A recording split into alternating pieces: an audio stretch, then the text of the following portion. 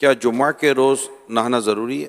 مستحب ہے. نہیں نہایا تو گناہ نہیں ہے، لیکن فضائل بہت ہیں اس کے، نہانا چاہیے. کیا نہاتے وقت قبلے کی جانب چہرہ یا کمر کی جا سکتی ہے؟ اگر ستر کھلا ہوا ہے تب تو بہتر یہ کہ قبلے کی طرف منہ یا پیٹھ نہ کرے نہاتے وقت. اور استنجا خانے میں تو قبلے کی طرف منہ یا پیٹھ کرنا استنجا کرتے وقت یہ تو حرام ہے.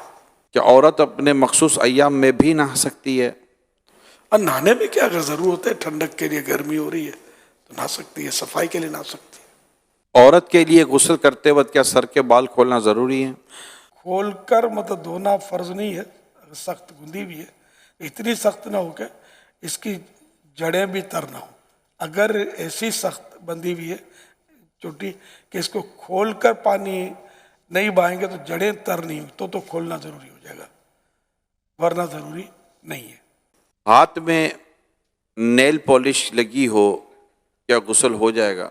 ناخنوں میں نیل پالش اگر غسل سے پہلے لگائی ہوئی ہے اور اب غسل کیا تو غسل تو نہیں ہوگا، کیونکہ اس کی تہ جم جاتی ہے ناخنوں پر. کیا غسل بیٹھ کے کرنا چاہیے کھڑے ہو کر؟ بیٹھ کر سنت ہے اور ستر بھی چھپا ہوا ہو. کیا غسل میں کلی کرنا اور ناک میں پانی ڈالنا ضروری ہے؟ ڈالا نہیں جاتا، ناک میں پانی چڑھانا ہوتا ہے نرم ہڈی تک. تو یہ غسل میں فرض ہے، وضو میں سنت موقدہ ہے. اور کلی بھی پورے منہ کے ہر کل پرزے میں پانی پہنچ جائے، دانتوں کی کھڑکیوں میں، سوراخوں میں گیپ ہوتے ہیں، سب جگہ زبان کی کروٹوں، زبان کے نیچے سب جگہ پانی پہنچا ہلکی جڑ تک. یہ غسل میں فرض ہے، وضو میں سنت موقدہ ہے. جب آپ کہتے ہیں غسل میں فرض ہے تو یہ عام غسل میں فرض ہے یا جب فرض غسل کیا جائے تب فرض ہے؟ جب بھی غسل کرے تو ظاہر ہے کہ جب ایک سنت غسل کریں گے، مستحب غسل کریں گے تو اس کا بھی فرض اگر چھوٹ گیا تو غسل کا ثواب تو نہ ملا نا. اور فرض میں تو ہے ہی فرض کہ غسل اترے گا نہیں. اگر عمومی طور پر جیسے کہ صرف ٹھنڈک کے لیے یا فریش ہونے کے لیے غسل کرنا چاہتا ہے تو کیا تب بھی ناک میں پانی چڑھانا فرض ہو جائے گا اور ہر مطلب کہ کل پرزے تک کلی کرنا فرض ہو جائے گا؟ تو غسل اسی وقت کہا جائے گا کہ جب اسی طریقے سے جو طریقہ بیان کیا گیا وہ اب خالی بدن میں پانی ڈال رہا ہے تو یہ پھر غسل نہیں ہے. جبکہ ٹھنڈک کے لیے، گرمی دور کرنے کے لیے، وہ کہتے ہیں تبرید کے لیے، ٹھنڈک کے لیے، تو یہ بھی جائز ہے، مباح ہے. اچھی نیت ہو تو ثواب ملے گا. کیا شاور کے ذریعے نہانے سے فرض غسل ہو جائے گا؟ وہی کلیاں اور ناک میں پانی چڑھا لے جو چڑھانے کا پروپر طریقہ ہے. باقی سارے بدن پر جو اعضاء جو پارٹس غسل میں دھونے فرض ہیں تو وہ اگر دھل گئے تو دو قطرے کم از کم بہہ گئے ہر جگہ سے تو غسل تو فرض اتر جائے گا. بعض جگہیں ایسی ہوتی ہیں بدن میں کہ جن کی احتیاط نہ کی جائے تو اس سے پانی بہتا نہیں ہے، تو وہ اونچا نیچا ہو کر وہ پانی بہانا پڑے گا. اس کے لیے میں مشورہ دوں گا کہ جو شاور میں نہاتے ہیں، کیونکہ آج کل جو بھی شاور باتھ روم میں لگ رہے ہیں وہ ایک چھت کے شاور لگتے ہیں اور بھی وہ فکس شاور ہوتے ہیں. اگر اس کے ساتھ ساتھ آپ ہینڈ شاور ضرور لازمی طور پر لگا دیں، کیونکہ بعض جگہوں پر پانی ہینڈ شاور ہاتھ میں لے کر پانی پہنچانے میں آپ کے لیے زیادہ آسانی ہوگی. صرف نیچے کھڑے رہ کر پانی اوپر سے آئے، خدشہ ہے کہ شاید اس جگہ پر پانی نہ بہے جہاں پر پانی بہانا بھی ضروری ہے. تو بدن کو ملنا بھی سنت ہے. جی، ہر جگہ کو ملنا ہے. کیا غسل کرتے ہوئے کان کے اندر پانی ڈالنا بھی ضروری ہے؟